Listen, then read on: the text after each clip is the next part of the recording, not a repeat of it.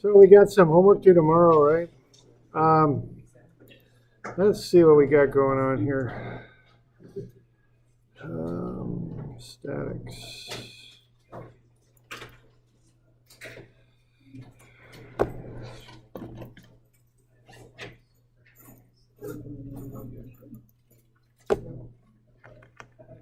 All right, there's the first page of the exam there.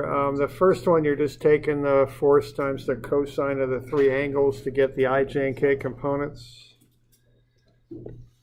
The second one, you're doing that double projection. So you want that force out in front. 100 cosine 31, cosine 69 will get you onto the x-axis. Cosine 31 to get up to the xy plane, then times cosine 21, that'll get you onto the y-axis. And then cosine 121 will get you in the negative z direction. So what, I got 2181, 5682, and negative 3657. The one after that, we've got the coordinate of A is 0, 8, minus 4.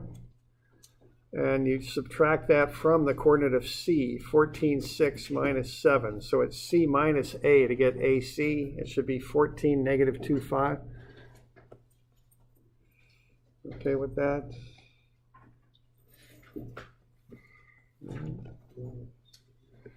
All right, the next one there, we've got coordinate H is 0, 3, negative 3, 15. Coordinate G is 12, negative 8, and 9. So take G minus H, so 0, negative 3, 15, minus 12, negative 8, 9, and get the position vector that goes from H. I've got G to H, I guess. Yeah. Okay. I don't know, do you have HI on yours? I always provide these things. I'm not quite sure what you guys got. It's the force of HI. HI? That's the magnitude. Yeah, I got some different letters here, thanks. So, yeah, this is H over here. I changed the letter, so that's H. There we go. So H is 12, negative 8, 9, and I then is 0, minus 3, 15. So subtract, take I, 0, minus 3, 15, take away H, 12, negative 8, 9. Get the position vector from H to I, negative 12, 5, 6. Find the magnitude at 14.32 and divide through by that to get the unit vector, negative 0.8381, 0.3492, and 0.4191. Multiply that up by 9200, you get the force vector, negative 7711, 3213, and 3855. Okay. All right, so then we want to get the next one is a dot product. So take 870, which is the magnitude, pull the unit vector from E to F off of the sheet on the back. And so 870 force times 0.142, negative 0.355, and 0.929 to get the force vector. 124 minus 309 minus 804. Dot that with the unit vector from E to F, negative 0.679, 0.407, and negative 0.611. And what you'll get then is three numbers that you add together. Remember, a dot product is a scalar. You add up the products. Negative 84 minus 126 plus 491, that's 281 newtons. And then you can find the shear by taking the magnitude of the total, which is 870.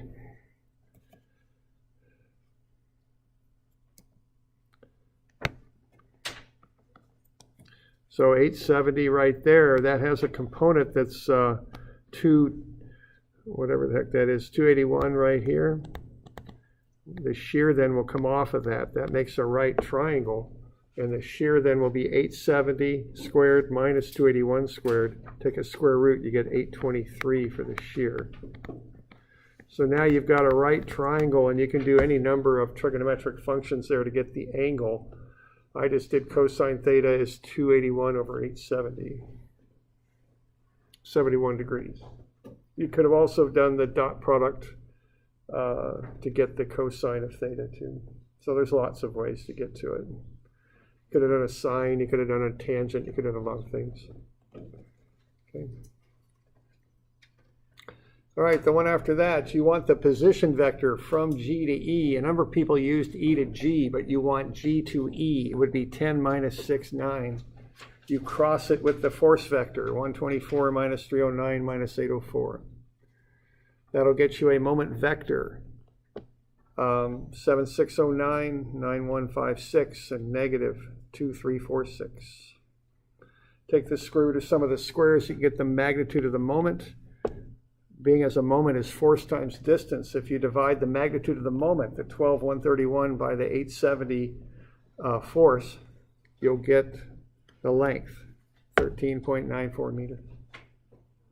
Okay. You could also, if you worked with this angle that you calculated previously, the 71-degree angle, you could have used that to find the perpendicular distance as well. Had people do that. Okay. You doing all right with any of this? We got any questions here? Okay.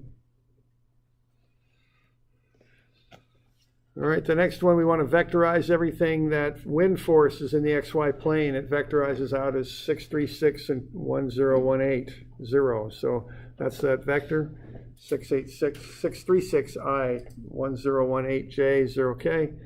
The weight is 00 minus 900. Then FOJ is 0 minus FOJ 0, FOK is 00 FOK, and FOL is negative FOL 00. Get those into rows and solve. It's pretty straight up. So the OJ is equal to the Y component of the wind force, which is 10,018. OK is equal to the weight, 900, and OL is the X component of the wind force, 636. Okay. And then the last one there, you've got the compression and shear given. That gives you a right triangle with the total. So if you take the square root of some of the squares, you get the total amount of the vector. It's 3310. And you can do various trig functions with that right triangle there, because that's what you've got when you've got compression and shears. You've got a right triangle. So the compression is 3,000. That's that one. The shear is 1,400. That's that one. And then when you do the square root of some of the squares, you get this one, 3310. So you can work with that triangle to find the angle. Okay. All right, so that's just a run through. I'll try and post that key up in Moodle here, if you like. Okay.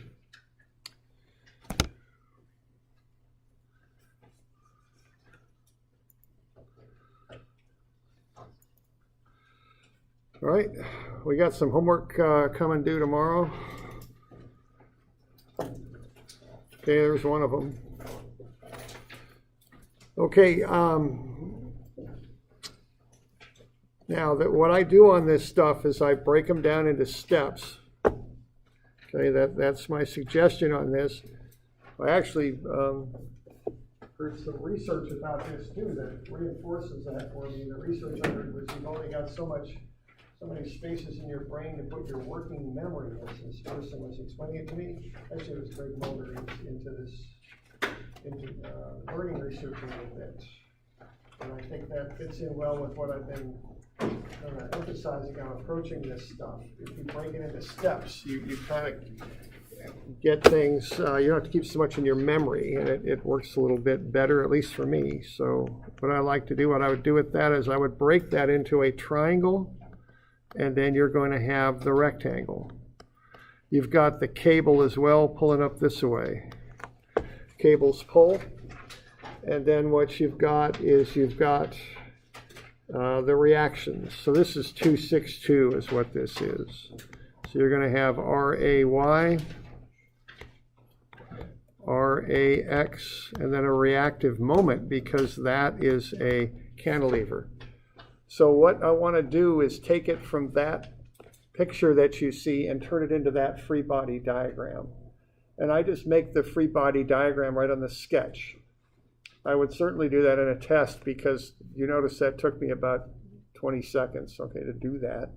rather than sketching everything up. You can just do it quicker if you take the sketch you've got on your problem and turn it into a free body diagram. And again, don't overthink this. You know, when I see a fixed support, I put in cantilever reactions, RAX, RAY, and the reactive moment. I might have guessed wrong on that reactive moment on the direction, but I don't care. If I did, I get a negative answer for it. It's no big deal. I just turn it around. Okay, and then I take the triangle and the rectangle, and I'll turn those into loads. Okay. So that's my free body diagram. This is what I want to do with this thing, is break it down into that, okay? And of course, I'm going to want some dimensions for those loads. So what I would do first here would be to get the force for the rectangle and the force for the triangle. Okay.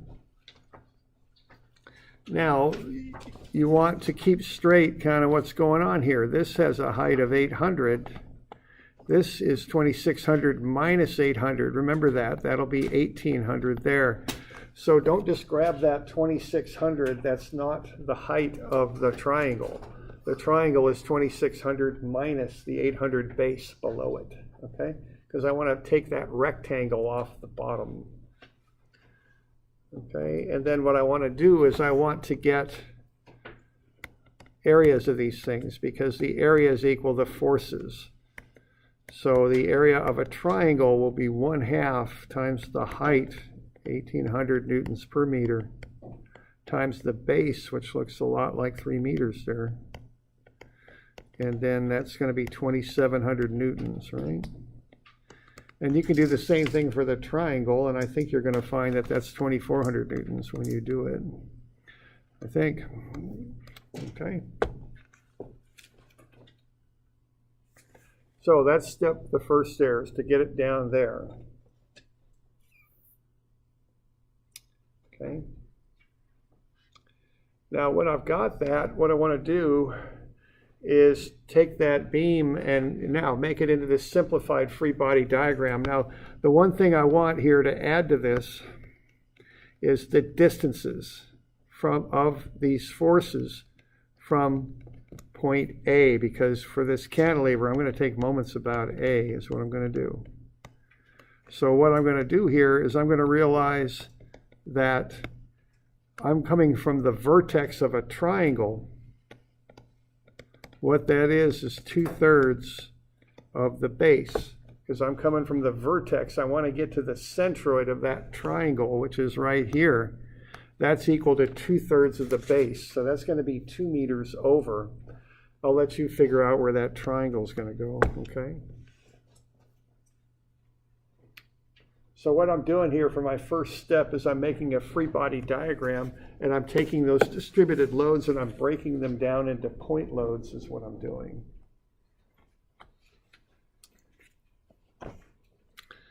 And that cable force is 3,000. All right.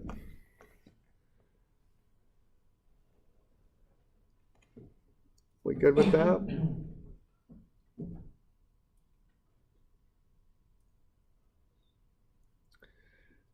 So what I want to end up with here is just a simple beam.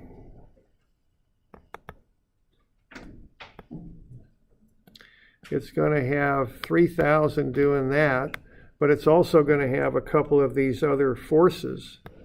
I'm going to move them down just so I got space to put them somewhere.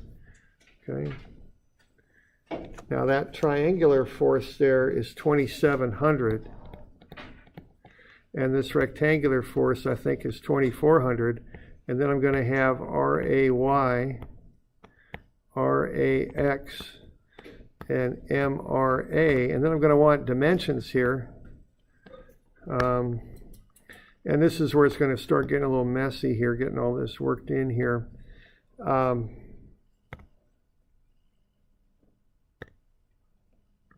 Okay. So I'm going to want that dimension right there. I'm going to want this dimension here, and I already got that. That's, what was that, 2 meters? Is that right? And then I want this dimension right here, and that's 2.5 meters. Okay, so that's the picture I want.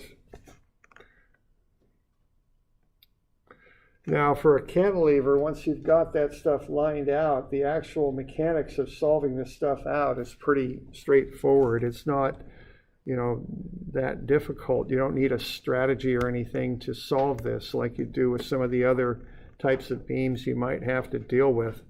So what you're going to do here is just go sum of fx, set that equal to 0, and what you're going to have there is rax minus cosine of that angle. Now, be careful here, because what's the angle that's given there up in that corner? That's 62, right? But that's not this angle right here. This angle is going to be 28 degrees. So watch that. Don't just pluck those things and not look at them. See, that's an angle with the vertical. When I'm doing trig, I don't always need an angle with the horizontal, but it's often handier to have that. That way, cosine of the angle will get me the x and sine angle will get me the y. Okay. So if I'm going to use this horizontal angle, which I often like to use, I've got to take 90 minus 62 and make it into 68. Okay. So I'm going to go so I'm going to get, when I do this, I'm kind of running out of room here. Let's see what I can do with this thing. Can I copy that page? Is that possible? Insert, select, delete, clone. I bet I can clone it. It sounds all high-tech and everything. That's good. All right. Yeah, okay. I cloned it. That's good. All right. So what we got here, we're going to go sum of fx, set that equal to 0, and we're going to have rax to the right, and we're going to take away the cosine 28 times that cable force, and that cable force is not 300, it's 3,000. So that'll get me rax, and that's going to be 2649, like so. And then you can do sum of fy and set that equal to 0 and fill that in, and that'll get you ray, and that ought to be something on the order of 3692. Okay.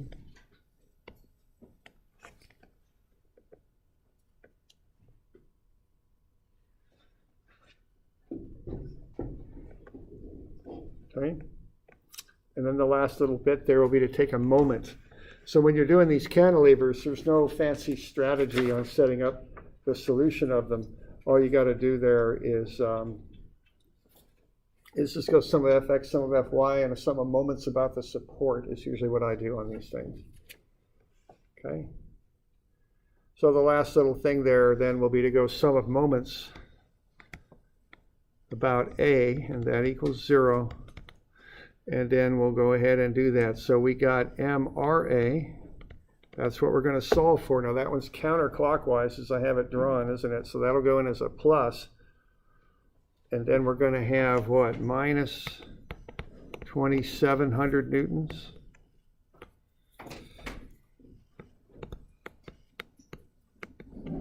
Times that 2-meter moment arm. We're going to have minus that rectangular load stuff. And then we're going to have, it looks like a plus. Put a little trig function in there, go by the 3,000 there.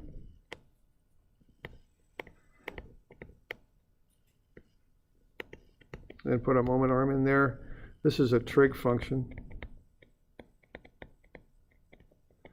Lets you figure that one out, and this is a distance here, right? All right, and when you do that, you can solve it for the reactive moment at A. And that's going to come out to be 5479, thereabouts. Remember, if you're within a percentage of my answer, you're fine. There's always a little bit of rounding error floating around in here. So if you're within a percentage of mine, you should be fine. Okay.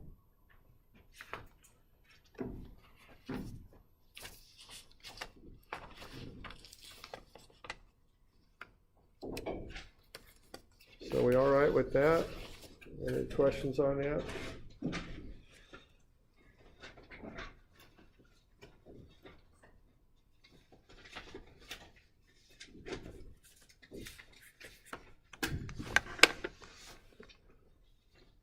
So, what I like to do on these is get them down to that kind of simpler diagram I've got up above there. get those distributed loads broken down first and get them into single forces there. For me, it's just easier to do that. I make less errors when I take that first step to do that.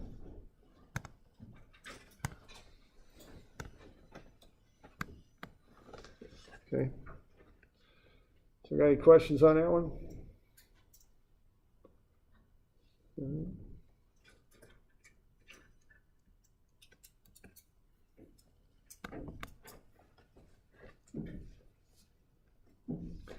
All right, the next one's a similar kind of deal here. You know, we got this. Now, again, you're going to need to take that 900 newtons per meter. It's acting over a 3-meter span, and you're going to want to make that into a force, a single force, and put it on this this object here.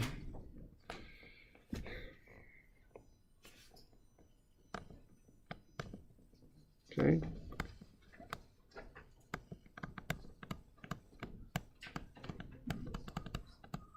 So you're going to find the area of that force diagram and put it right there. Now you're going to have to figure out this dimension right here. Okay. And get a sketch drawn up like what I got there, okay? So that'll be the area of the force diagram down. You're going to want to figure out how far over it is. And then you're going to want to get the rest of this free body diagram in here. Looks like a pin joint, so that's an RAY, and that's an RAX. Now this is a couple right here. That's what the motor's turning in. So that's 2,000 Newton meters. We've got a reaction here. That's RC. So we got 3 reactions. Okay. So you can solve that with regular old statics.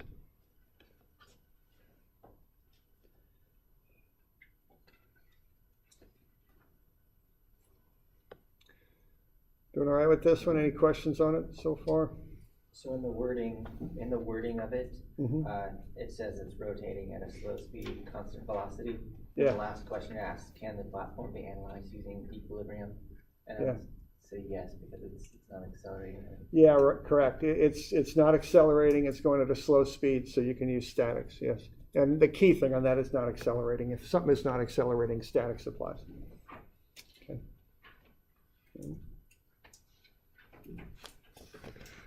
All right, so other questions?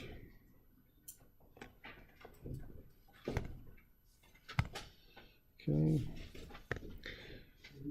Now the deal on this one, and these, you got to apply some strategy to how you solve them. So what I'm going to do here, I'm going to look at where 2 of those unknowns intersect, and they intersect right there in that big dot. So that's where I'm going to take moments about. I take moments about where 2 of the unknowns intersect. That way I can solve for the 3rd unknown. So a pin joint, if you've got one, is often a good place to take moments about because there's 2 unknowns that intersect at the pin joint. Okay. So what I would do there, I'd go sum of MA, and this is static, so like things do, that equals 0. And then you just start tallying things up there. You're going to have, oh, you know, I forgot to put the weight on this thing, didn't I? Yeah.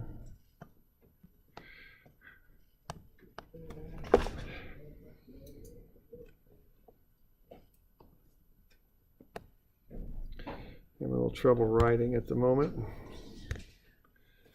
I'm going to write here. Is this going to work? There we go. So there's the weight. Is that 600 newtons, I think?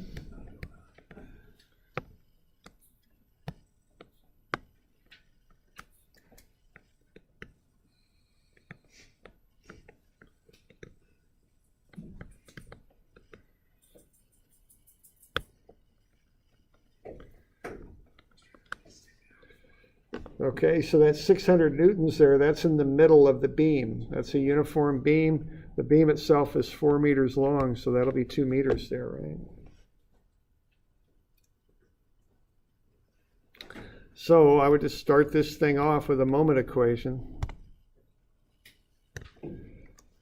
And again, take a moment about a point where two of the unknowns intersect. So I'll go sum of moments about A, set that equal to 0, and just start running the numbers on this thing. Now remember to include the couple.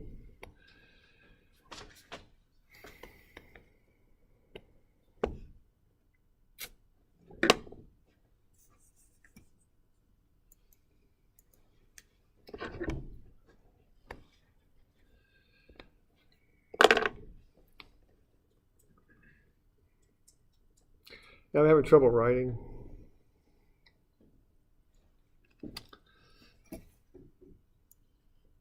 So there's the couple right there. Using my mouse, that's why people are laughing. Test my fine motor skills. Not too bad. Yeah. There we go. All right. My pen's going to work now. I can just feel it. There it is. All right. So if that's not a plus, it's a minus. Bummer. Okay. There we go. All right, so we got the couple. Now we're going to take away what? The 600 newtons? Oh, man. This is just 600 newtons. I need an N. Darn it. Newtons. Okay, 2 meters, right? For that. Then you're going to have minus the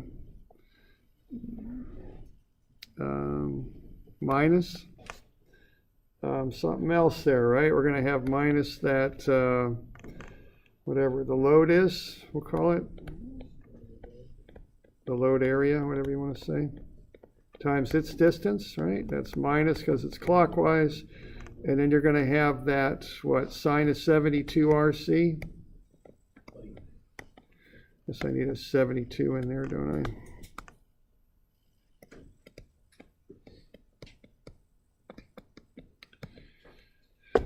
And what's the moment arm on that one? Is that 3?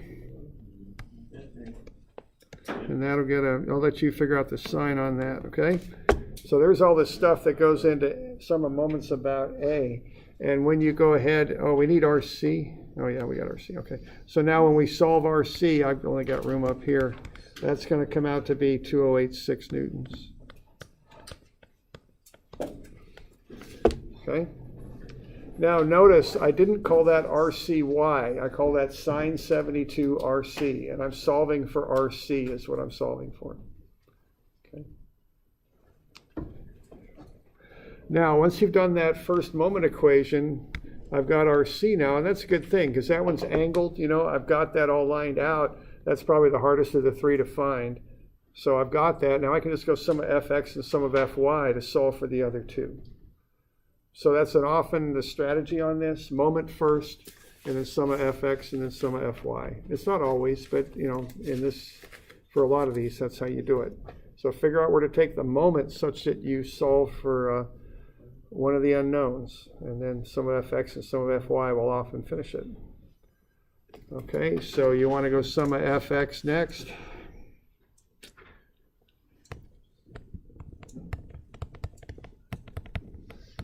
And what are we going to have there? We're going to have RAX minus cosine of that angle, which is 72. That's for the hydraulic piston there, times 2086. We've just solved for what that force is in the hydraulic cylinder, and that'll get you RAX.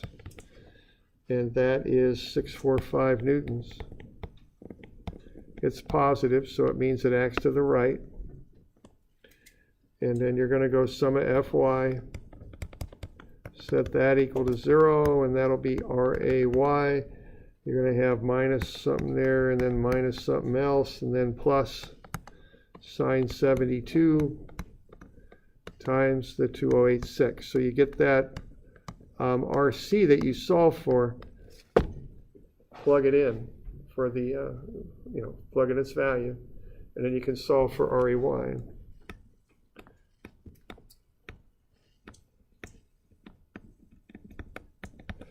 All right, so ray is 1316 newtons, and that acts up.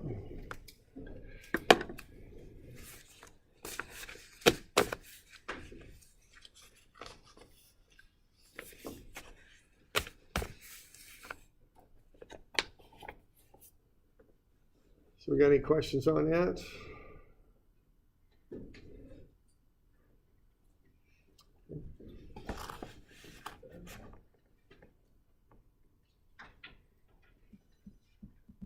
Okay, we've got one other, and that's 273. Now these first two were just beams. 273 is kind of like a bracket looking thing, so let's see what we've got here.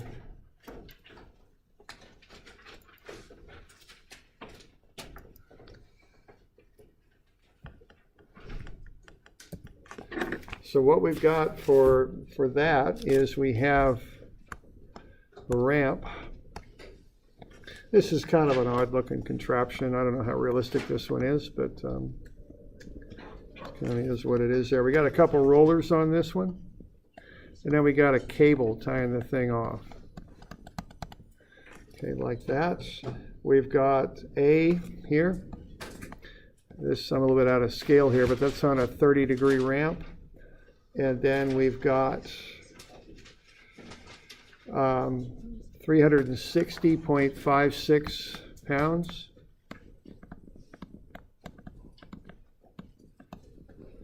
And that's at 33.69 degrees. And then we've got a 50-pound per foot load on this thing.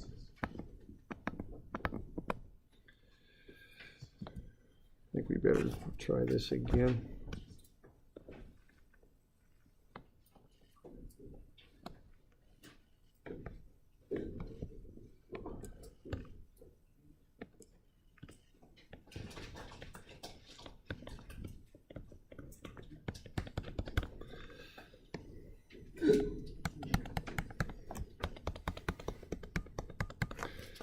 There we go. And then we got this here. 360.56 pounds, 33.69 degrees, and then we've got 50 pounds per foot.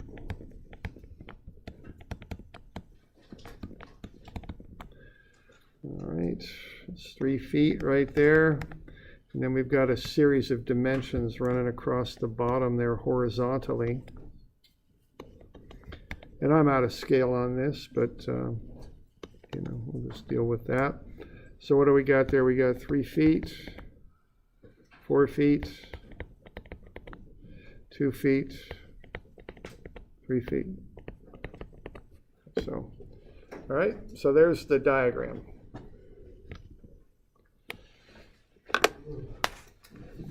And this is 273.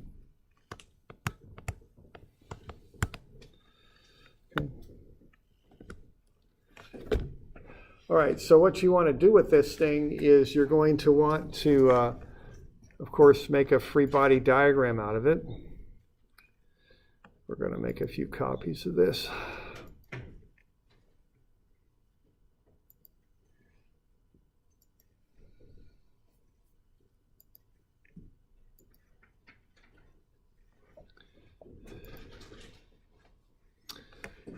All right, so what I would do with this is to next make this into a free body diagram. So what you've got here is you've got that tension right there.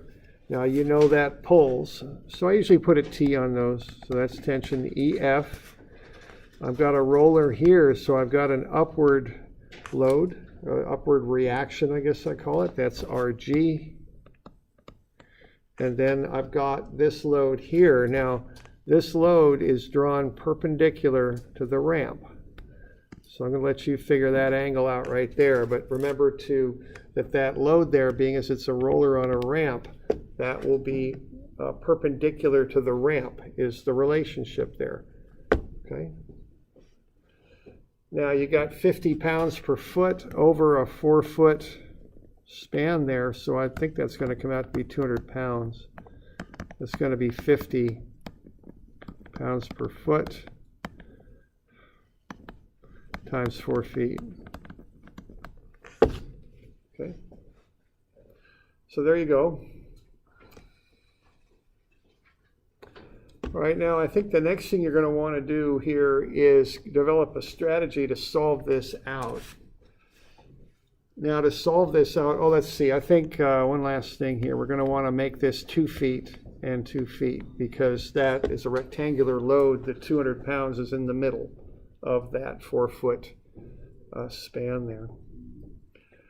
All right, now what you want to do is to find a point where you can do a moment equation such that 2 of the unknowns will go away. The way you make unknowns go away is you pick a moment about a point where 2 of the unknowns intersect. Okay, if you can do that, they'll go away. You won't have to deal with them. So is there a nice convenient point here where 2 of the unknowns intersect that might work well for us? Any ideas? Yeah, I think E's the spot. So I definitely think you want to start by taking a moment about E. Now that doesn't mean a roller or anything. I just put a big dot there so we know what moment we're taking, what point we're taking moments about there, okay? So I'm going to go sum of ME and set that equal to 0, okay? And then you just go through the drill on that. Now, really, there ain't a whole lot that's going to go into that moment equation. 3 terms, it looks like to me. So what you're going to have then is whatever that angle is in there, sine of whatever, times the unknown, which is the one you want to find, and that's RA. And then how many feet is that from E? 5 and 7? Is that 12? And I think that's going to be a positive there. Okay. I'm sorry, it's not going to be positive, it's going to be a negative, isn't it? Okay.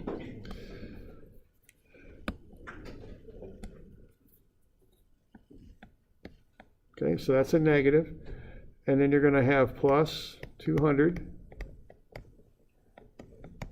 And that'll have a moment arm. And then you're going to have that last term, you're going to have a trig function. And you're going to have the 360.56. And then you're going to have a moment arm for that. Okay? So you're going to combine all this stuff.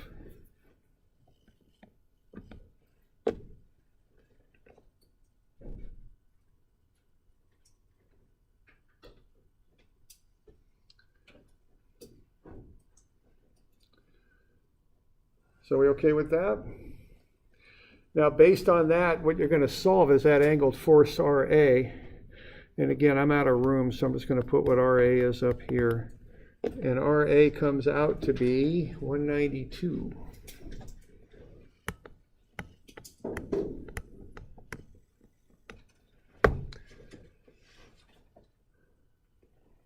Okay, now once you've got RA, you've got 2 unknowns left, RG and the tension in EF, and that's just sum of FX and sum of FY to get those. And you should have that one pretty well wrapped up. Okay, so what we're seeing here for these problems is this sequence of turn the sketch into a free body diagram that involves looking at the reactions and not overanalyzing. If I see a roller, I put in a force that's perpendicular to the surface on which the roller sits. If I see a cable, it pulls along the line of the cable. If I see a pin joint, I put in 2 forces, an X and a Y. And if I see so there's a pin joint right there, RAX and RAY. And if I see a cantilever, I put in RAX, RAY, and a reactive moment. I don't go I don't think a step beyond that. I just see those reactions, that's what I do. Okay? Then I also, on my free body diagrams, I like to break those distributed loads down to point loads, put them in and dimension them. Okay, then I take a moment equation, and about a point where 2 unknowns intersect, and I solve for the 3rd unknown.